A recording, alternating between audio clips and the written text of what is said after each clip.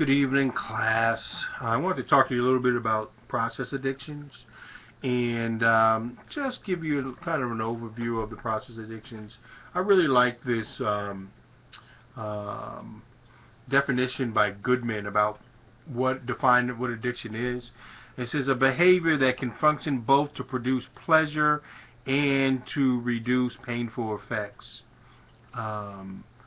Is employed in a pattern that is characterized by two features: recurrent failure to control the behavior and continuation of the behavior despite substantial harmful consequences. So it's talking about two things. Number one is talking about pleasure or reduced pain.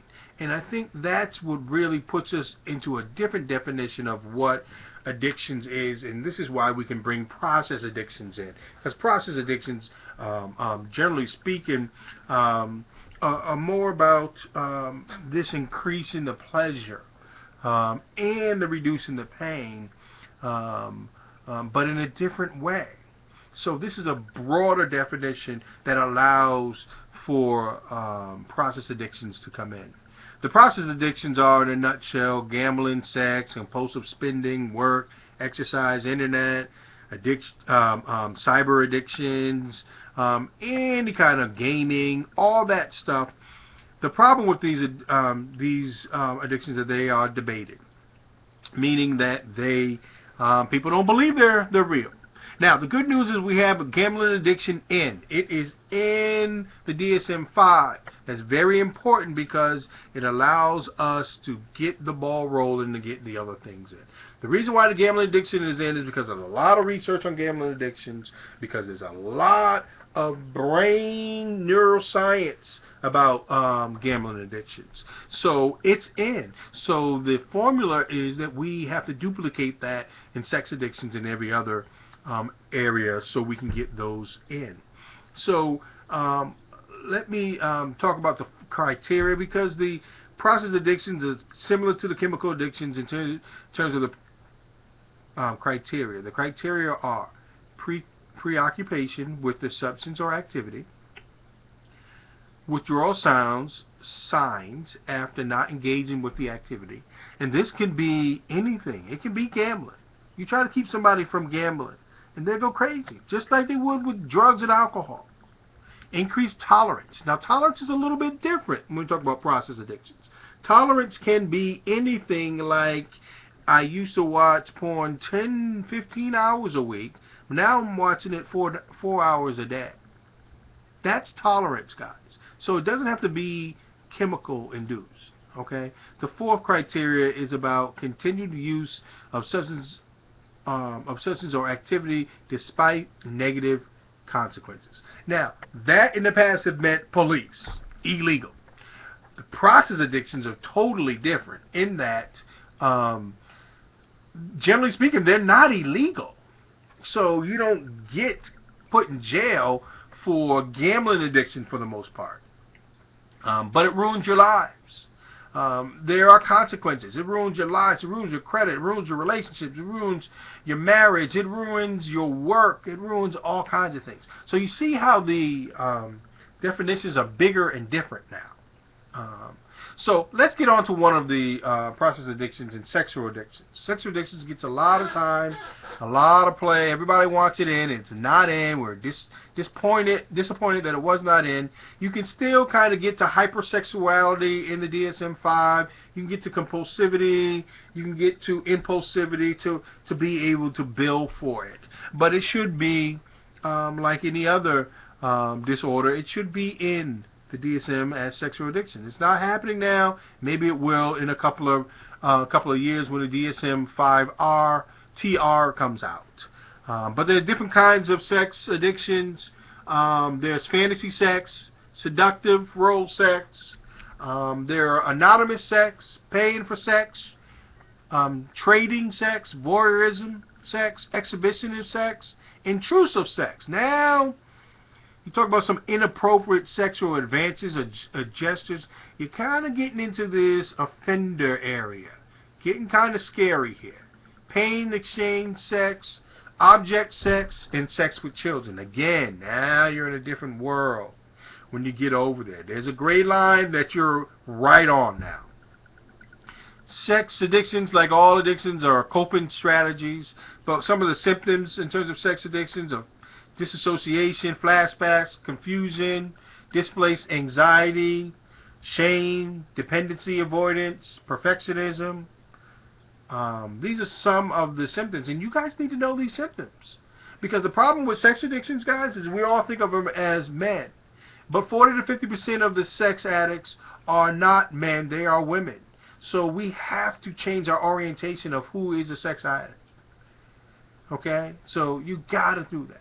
One of the vulnerabilities that lead towards addictions in general is that we have an addiction-prone culture. What I mean by that is everything is fast, everything is now, everything has to happen right now. So that leads to an addictive culture. People want things now. They want to look a certain way. They want the pain to go away. They want to be entertained. They want high highs and avoid the low lows. So they use behaviors and behaviors and chemicals to do that. So we have a addiction-prone culture. We have parents who are addiction. That is a vulnerability. We have rigid or disengaged families. What that means is you got these families that are just too many rules, can't do anything, won't allow people to breathe and explore and experience. And then you have these disengaged families. Now, this doesn't have to be the nuclear family, guys. Okay, so I don't want you to think that there's something wrong with single-parent households. That is a part of our world now. So, so that's not the issue. The issue is how they engage. Are they disengaged? Are they one going here, one going there? And, or are they a unit where mom and dad, aunt, or uncle, or grandma can really know what's going on and you connect to each other? And of course, one of the vulnerabilities is childhood abuse. Childhood abuse is certainly one of those areas where you need to start thinking about this could be an addiction, a sexual addiction, or at least one of the symptoms of a sexual addiction. There are other addictions like the work addiction. Let's just go to the work addiction. And with the work addictions, guys, the issue with the work addiction is that it really is the people who are work addicts, they don't work very well. They don't do very well working. They really think that they're very good workers, but really they're bad workers. And as bad workers, they have health problems. No one wants to work with them. They don't like to give up power in any way. They have issues. They have health issues. It's just really not a good idea when you have a workaholic. Now, there is no diagnosis for it. There's some perfectionism. There's some inability to delegate. There's some inefficiency, lots of inefficiency. There's fast pace. I want to do this, and I don't feel satisfied until I am working my day off. When you talk about gambling addictions, again, that's in the DSM-5. You have these preoccupations with gambling. You have financial problems, repeated attempts to stop, exhilarated when gambling, and when you take it away, it is not a good thing. Secrecy is one of the signs of gambling addictions. Increased spending, unexplained time away. You have to help your clients through this part, okay, of any addiction. When they start getting clean, they cannot go missing. What I mean by that is you have to stay in the public eye all the time. You can't go away for 5 hours, 3 hours here. People are not going to give you the benefit of the doubt anymore. And your guys, your clients get so frustrated because everybody thinks they're using. I understand that, but they have to be taught, they have to be informed that, hey, I get it. In order to get over this, guys, you got to spend more time out with everybody else so people can trust you more. It's just a part of the deal. Compulsive buying, shopaholism, all that stuff, guys, prevalent in women for the most part. It is, the things that you see is overspending, indebtedness, bankruptcy. Um, it's easy. It's easy to be shopaholic. This is why one of the reasons why I have you guys to give up stuff, because you go around Christmas and you see how you overspend, how you try to keep your money under control. Sometimes you spend too much. That doesn't mean that you're a shopaholic and you have compulsive buying, but you understand how difficult it is to stop these behaviors because you want what you want for many reasons. Sometimes it might be a mental health reason, sometimes it may not. Now, we got food addiction. With food addictions, guys, you have to be able to decipher between the food addiction and the disordered eater. Now, they're not both about the actual food. Okay, food addicts are more about the food and eating the food. Disordered eating people like anorexia and bulimia, they're more about the appearance and the weight and the purging and what they look like, and it's a whole different world.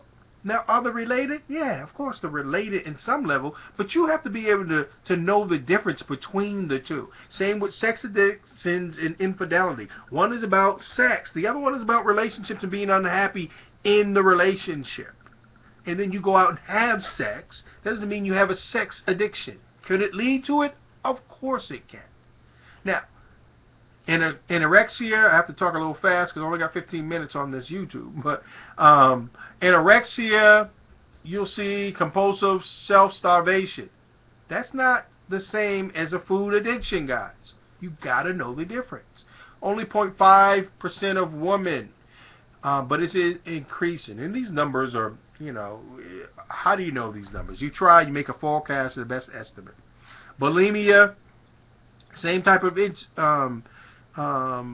disorder, disordered eating, and it's really about compulsive cycle, eating, purging, 1 to 4% of women. That's a big number, guys. Huge.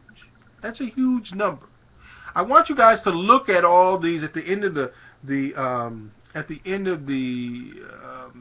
PowerPoints. They have these websites. I want you guys to look at these websites, go to them. You guys need to know your craft. You need to know not everything about everything, but you need to know some symptoms. You need to know some treatment plans. You need to know what works, what doesn't work. That's your job, guys. You don't need to know everything about every drug and everything, but you do need to be able to recognize and articulate and have a treatment plan for these things. And then your client will help you, okay? They will help you get through this stuff. Don't worry. They will lead you the places you want to go if you will just be okay with listening, okay? Instead of being afraid of it, just listen. And please give some grace, okay? Give some grace, okay? Your clients don't want to do what they do. Okay, now they may say that they don't care. You may get angry with them because of what they're doing, but guys, you got to give them some grace. This is an idol. At first, it was an impulse. Okay, and the impulse was clearly, I want to stop the pain or I want to increase the pleasure. But after a while, impulse becomes compulsivity. And you can handle and control some of your impulse. But once it becomes a compulsive behavior, then it's really difficult, guys, to stop. Now, all of a sudden, the tail is wagging the dog as opposed to the dog wagging the tail. Then you can't stop. Okay, so it's a different problem now. It's a whole different problem now. So, grace, prayer, mercy, get working, do your job well. Love your clients. Pray for your clients. Don't treat them bad. They shouldn't be any different than any other clients. You shouldn't look down on them. I know you're saying, of course I wouldn't look down, but your behavior, your thoughts, I got to make sure that you guys are not doing that. They deserve quality care by quality empathic counselors. So, continue working hard. Continue praying for yourselves and your clients. And you will do good work. Talk to you soon.